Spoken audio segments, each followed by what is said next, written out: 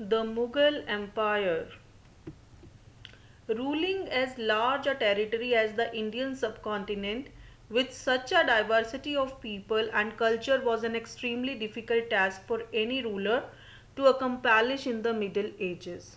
कि इतने बड़े कंट्री, यानी कि जिसको हम सब कॉन्टिनेंट कहते हैं, जो कंट्री ना होकर इतना वास्ट था कि हम उसे एक कॉन्टिनेंट का नाम भी दे सकते हैं, तो इतने बड़े एरिया को, और स्पेशली जिसके अंदर इतने अलग अलग तरह के लोग रहते हों, अलग अलग कल्चर, अलग अलग लैंग्वेज, अलग अलग रिलीजन के लोग, ऐसे एरिया को कंट्रोल करना किसी भी रूलर के लिए बहुत ही डिफिकल्ट काम था. Quite in contrast to their predecessors, the Mughal created an empire and accomplished what had hitherto seemed possible for only short periods of time. लेकिन अगर हम इसके उलट देखें तो जो मुगल्स थे उन्होंने अपने प्रीडिसेसर्स मतलब वो रूलर्स जो उनसे पहले काम किया करते थे, जो उनसे पहले रूलर्स थे, उनके बिल्कुल उलट मुगल्स ने एक बहुत बड़ा एम्पायर क्रिएट भी किया और उसको बहुत अच्छे से ही चलाया. क्योंकि अभी तक ये माना जाता था कि जो मेनली मेजर रूलर्स थे, लाइक हमने दिल्ली सुल्तान्स में भी पढ़ा कि रूलर्स जो हैं वो काफ़ी कम समय के लिए, अगर हम मोहम्मद बिन तुगलक और अलाउद्दीन खिलजी की बात करें तो वो भी इंडिया के ऊपर बहुत लंबे समय तक कंट्रोल नहीं कर सके. लेकिन अगर हम मुगल्स की बात करें तो they created an empire for a long period. From the later half of the 16th century, they expanded their kingdom from Agra to Delhi until in the 17th century they controlled nearly all of the subcontinent. यानी कि 16th century के half, it means we are talking about after 1550s. तो letter half of 16th century में सबसे पहले उन्होंने आगरा और दिल्ली पर कंट्रोल किया और 17th सेंचुरी तक आते आते उन्होंने लगभग पूरे इंडिया के ऊपर अपना कंट्रोल कर लिया. They impose structure of administration and ideas of governance that outlasted their rule, leaving a political legacy that succeeding rulers of the subcontinent could not ignore. It means कि मुगल्स ने जो भी administration के तरीके बताए, जो भी गवर्नेंस के उनके आइडियाज़ थे, वो लंबे समय तक चलते रहे. और यहाँ तक कि जिन रूलर्स ने मुगल्स के बाद भी रूल किया वो भी मुगल्स के इन आइडियाज़ को इग्नोर नहीं कर सके. इट मीन्स कि मुगल्स के आने के बाद जो मुगल्स के बाद वाले रूलर्स थे वो भी मुगल्स के ही तरीक़ों से रूल किया करते थे. Today the prime minister of India addresses the nation of on Independence Day from the ramparts of the Red Fort in Delhi, the residence of the Mughal emperors. आज भारत के प्रधानमंत्री जब इंडिपेंडेंस डे पर पूरे देश को भाषण देते हैं तो वो रेड फोर्ट के जिस एरिया में खड़े होकर भाषण देते हैं वो कभी मुगल एम्परर्स का घर हुआ करता था. इट मीन्स कि मुगल एम्परर्स जो हैं वो रेड फोर्ट में रहा करते थे. Who were the Mughals? The Mughals were the descendants of two lineages of ruler. Descendant मतलब यानी कि किसी के आगे आने वाले बच्चे. तो मुगल्स के अगर हम पिछले पेरेंट्स की, उनके फोर फादर्स की, उनके पूर्वजों की बात करें तो हर जो एक इंसान है वो दो फैमिली से जुड़ा होता है. एक वो अपने मदर की साइड से और एक अपने फादर की साइड से. तो अब हम देखते हैं कि मुगल्स जो हैं डिसेंडेंट्स को हम हिंदी में वंशज कह सकते हैं. इट मीन्स कि वो किस फैमिली से बिलोंग करते थे. अपने मदर की साइड से वो डिसेंडेंट थे गंगेज खान के, the Mongol ruler who ruled over parts of China and Central Asia. Genghis Khan के बारे में we read in the last chapter कि उसने बहुत बार इंडिया पर अटैक किया during the time of Alauddin Khilji and Mohammad Tughlaq. From their father's side, they were the successors of Timur, the ruler of Iran, Iraq and modern day Turkey. और अपने father की side से वो तैमूर के सक्सेसर्स थे जो 1404 में जिनकी डेथ हुई और वो रूलर थे ईरान, इराक और आज अगर हम बात करें modern day Turkey. The Mughals did not like to be called Mughals or Mongols. This was because Genghis Khan memory was associated with the massacre of innumerable people. Mughals अपने आप को मुगल या मंगोल कहलवाना पसंद नहीं करते थे।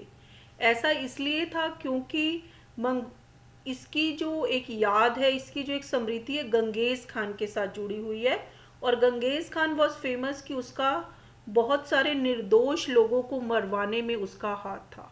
और सेकेंडली, जो गंगेज खान था वो लिंक्ड था उज़्बेक से, जो मुगल्स के कॉम्पिटिटर्स थे, यानी कि मुगल्स के दुश्मन थे Uzbek.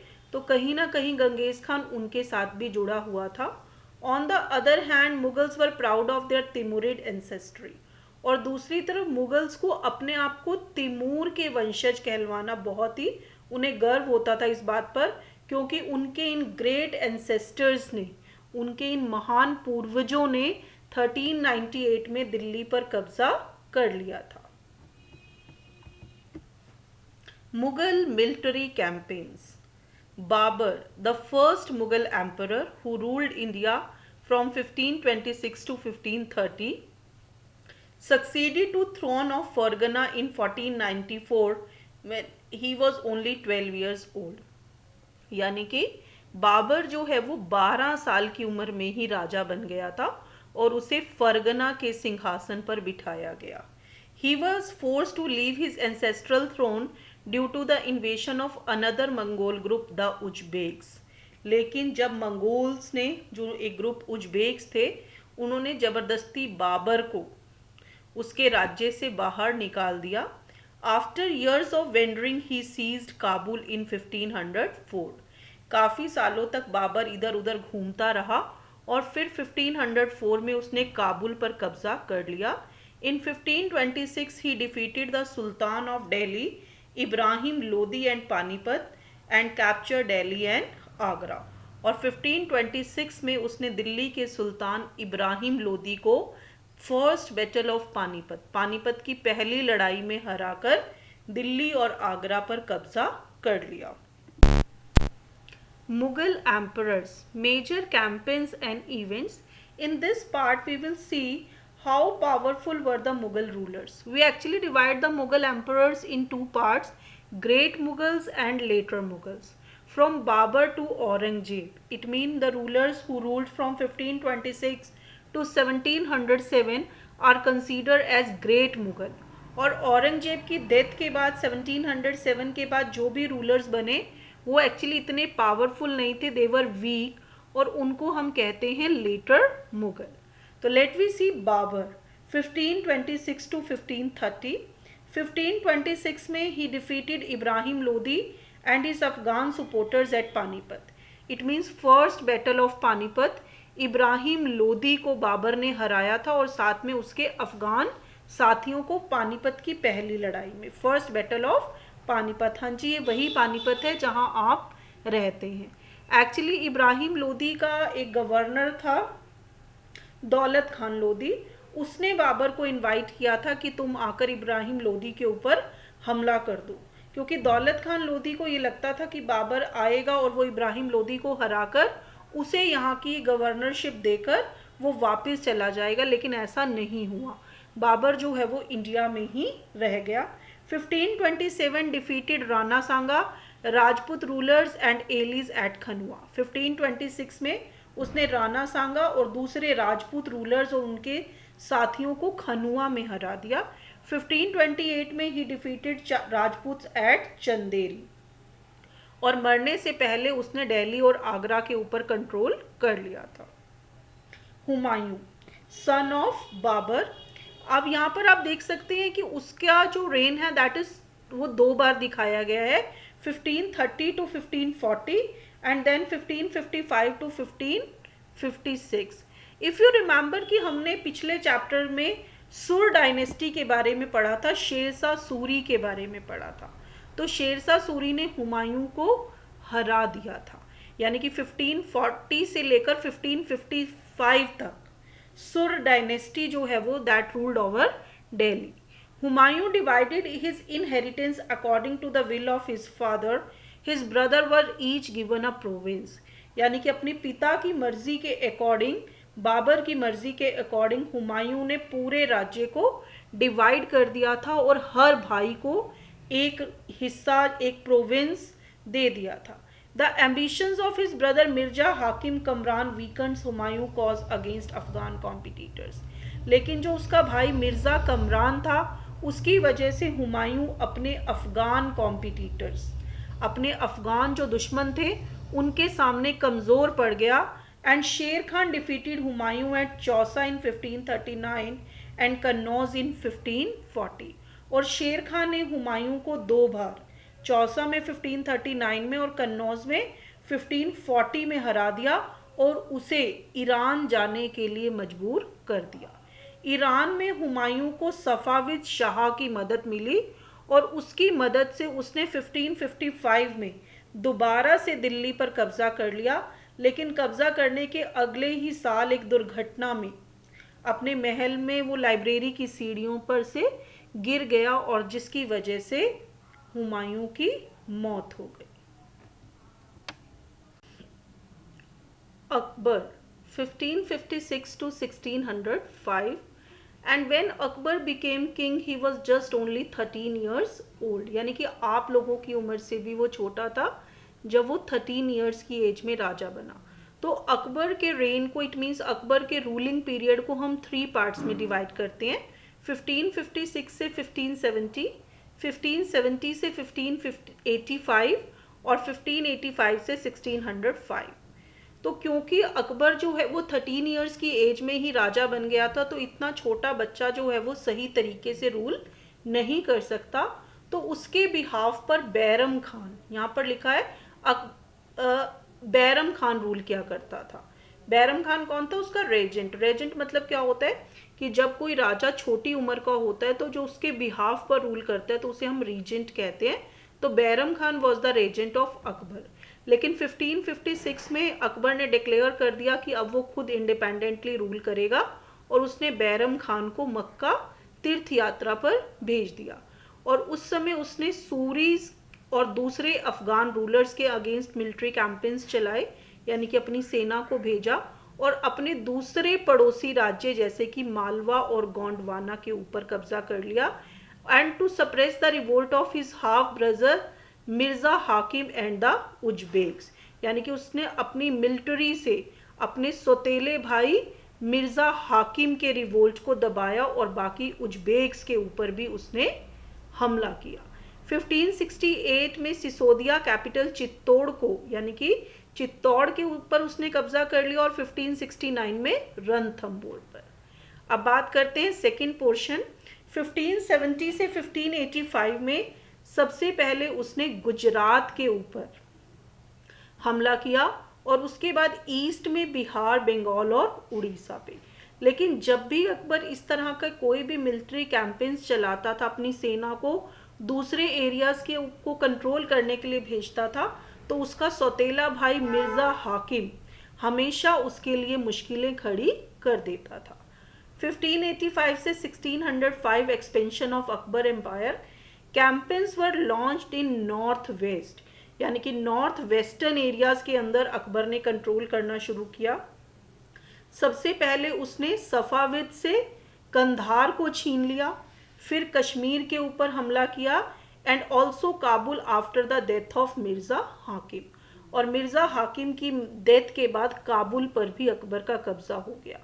Campaign in the Deccan started and Berar, Khandesh and parts of Ahmadnagar were एनेक्सीड.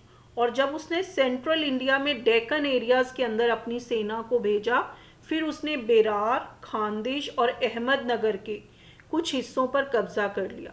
In the last year of his reign, Akbar was distracted by the rebellion of Prince Salim, the future Emperor Jahangir. लेकिन अपने life के आखिरी सालों में अकबर को बहुत problems का सामना करना पड़ा, क्योंकि उसका खुद का बेटा सलीम, जो बाद में जहांगीर के नाम से इंडिया का एम्परर बना था, उसने अकबर के अगेंस्ट रिबिलियन कर दिया था. इट मीन्स अपने फादर के अगेंस्ट वो खड़ा हो गया था. Jahangir 1605 to 1626. Military campaign started by Akbar continued. It means Akbar ने जो मिलिट्री कैंपेन्स चला रखे थे, जहांगीर ने उन्हें कॉन्टिन्यू रखा. The Sisodia ruler of Mewar Amar Singh accepted Mughal services. यानी कि मेवाड़ के जो सिसोदिया राजा थे अमर सिंह, उन्होंने मुगल्स की अथॉरिटी को स्वीकार कर लिया कि अब वो मुगल्स के अंडर काम करेंगे। Less successful campaigns against the Sikh, the Ahoms and Ahmednagar followed, और उसके बाद उन्होंने सिख, अहोम्स और अहमदनगर के ऊपर हमला किया, लेकिन वो इतने ज़्यादा सक्सेसफुल नहीं थे। Prince Khurram, the future emperor Shahjahan, rebelled in the last year of his reign. Prince Khurram यानी कि जिनको बाद में हम शाहजहाँ के नाम से जानते हैं, वो जहांगीर के अगेंस्ट हो गए। The efforts of Nur Jahan, Jahangir wife, to marginalise him were unsuccessful, और नूर जहाँ जो जहांगीर की पत्नी थी, उसने प्रिंस खुर्रम को मार्जिनलाइज करने का मतलब कि उसको दूर करने की कोशिश की, उसको हटाने की, उसकी पावर को कम करने की कोशिश की, उसका विरोध भी किया, लेकिन प्रिंस खुर्रम को मुगल सल्तनत से हटाने के लिए वो सक्सेसफुल नहीं रहे। Shahjahan 1626 to 1658। We have seen कि जहांगीर के समय में डेक्कन के ऊपर हमले किए गए थे, तो शाहजहाँ के समय में भी डेक्कन पर ये जो हमले थे ये कॉन्टिन्यूड रहे, ये चलते रहे। द अफगान नोबल खान जहान Lodi rebelled and was defeated, और जब अफगान राजा जहान लोदी ने रिबेल किया, इट मीन्स कि मुगल अथॉरिटी के अगेंस्ट जाने के लिए जब वो खड़ा हुआ, तो शाहजहाँ ने उसे हरा दिया। Campaigns were against launch against Ahmednagar, the Bundelas were defeated and Orchha seeds, यानी कि अहमदनगर के ऊपर हमला किया गया, बुंदेलास को हरा दिया गया और ओरछा के ऊपर कब्जा कर लिया गया।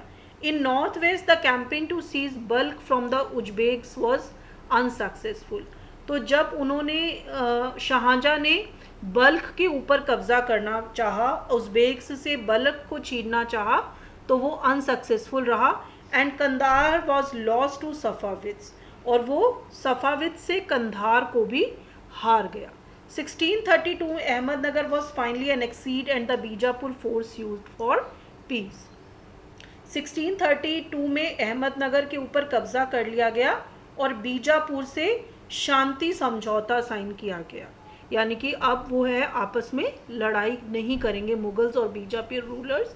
1657 और 1658 there was conflict over succession among Shahjahan sons, और 1657 और 1658 में शाहजहाँ के बेटों में नेक्स्ट रूलर, अगला राजा बनने के लिए लड़ाई हो गई, और उनके सारे बेटों में औरंगजेब की जीत हुई, और औरंगजेब ने अपने 3 भाइयों को, जिसमें दारा सुखो भी था, उनको मरवा दिया, और बाकी की अपनी जो ज़िंदगी थी, अपनी लाइफ के जो लास्ट ईयर्स थे, आखिरी साल थे, वो उसने शाहजहाँ को आगरे के किले में कैद कर दिया। Aurangzeb 1658 to 1707। In the northeast, the Ahoms were defeated in 1663 but rebel again in 1680s। अगर हम नॉर्थ ईस्ट की बात करें अहोम्स, तो औरंगजेब ने 1663 में उन्हें हरा दिया, लेकिन 1680 में वो दोबारा से औरंगजेब के अगेंस्ट खड़े हो गए। Campaigns in north west against the Yusufzai and Sikhs were temporarily successful. अगर हम नॉर्थ वेस्ट की बात करें तो यूसुफ जही और सिक्स को थोड़े समय के लिए औरंगजेब ने चाहे हरा दिया, लेकिन थोड़े समय के बाद फिर से सिख जो है वो मुगल अथॉरिटी के अगेंस्ट थे। Mughal intervention in succession and internal politics of the Rathore Rajputs of Marwar led to their rebellion. अब राठौड़ राजपूत्स को ये लगने लगा कि मुगल अथॉरिटी यानी कि औरंगजेब जो है वो उनके इंटरनल मैटर्स के अंदर इंटरफेयर कर रहा है, तो इसलिए राठौर राजपूत भी औरंगजेब के अगेंस्ट हो गए। Campaign against the Maratha chief Shivaji were initially successful, but Aurangzeb insulted Shivaji who escaped from Agra, declare him an independent king and resumed his campaign against the Mughal. तो थोड़े समय के लिए मराठास के जो चीफ थे शिवाजी, उन्होंने औरंगजेब की अथॉरिटी को मान लिया, लेकिन जब औरंगजेब ने अपने दरबार में शिवाजी की बहुत ज़्यादा बेइज्जती की, तो शिवाजी जो है वो आगरे के किले से छुपकर भाग गए, और उन्होंने फिर से अपने आप को इंडिपेंडेंट घोषित करके मुगल्स के अगेंस्ट दोबारा से अपना युद्ध शुरू कर दिया। Prince Akbar rebelled against Aurangzeb and received support from Marathas and Deccan Sultanate. अब यानी कि औरंगजेब का जो बेटा था उसका नाम भी अकबर था, वो औरंगजेब के अगेंस्ट खड़ा हो गया और उसे हेल्प की मराठा और डेक्कन सल्तनत ने, और फाइनली फिर वो सफावद ईरान की तरफ भाग गया. After Akbar's rebellion Aurangzeb sent armies against the Deccan sultanate. Akbar के रिबिलियन के बाद औरंगजेब ने डेक्कन सल्तनत के अंदर अपनी आर्मीज भेजी और 1685 में उसने बीजापुर पर और 1687 में गोलकुंडा पर कब्जा कर लिया. From 1698 Aurangzeb personally manage campaigns in Deccan against the Maratha who started guerrilla warfare. 1698 में औरंगजेब खुद डेक्कन में चला गया और उसने मराठास के अगेंस्ट मिलिट्री कैंपेन की जो कमान थी वो खुद संभाली, क्योंकि मराठास जो हैं वो गुरिल्ला वॉरफेयर का मतलब होता है छापा मार पद्धति. Aurangzeb also had to face the rebellion in north India's of the Sikh, Jats and Satnami. अब औरंगजेब अगर डेक्कन में जाकर उसने स्थिति को संभाला तो नॉर्थ इंडिया में स्थिति खराब हो गई. नॉर्थ इंडिया के जो सिख, जाट और सतनामीज थे उन्होंने औरंगजेब के खिलाफ रिबिलियन कर दिया. इट मीन्स कि औरंगजेब के लिए इतने बड़े एम्पायर को संभालना सचमुच बहुत मुश्किल हो गया था. अगर डेक्कन में स्थिति खराब थी, औरंगजेब डेक्कन में गया तो स्थिति नॉर्थ इंडिया में खराब हो गई. His death was followed by succession conflict among his son. और औरंगजेब की डेथ के बाद उसके बेटों में अगला राजा बनने के लिए लड़ाई हो गई.